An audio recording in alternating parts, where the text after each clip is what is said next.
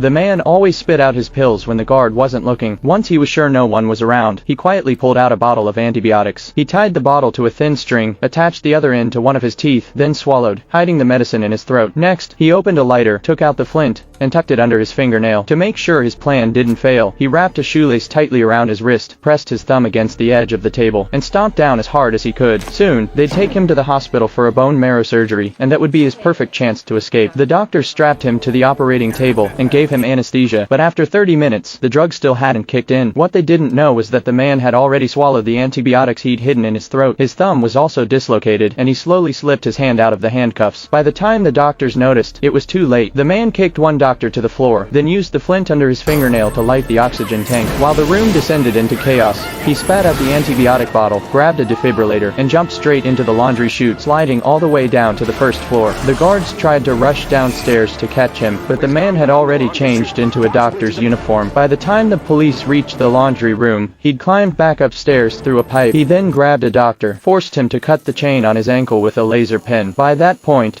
all exits were locked down, but the man headed straight for the oxygen room, deliberately tossing in a lighter to start a fire. Right away, the hospital's electrical system shut down completely. As the whole building fell into chaos, the man escaped through an underground tunnel and vanished into the city.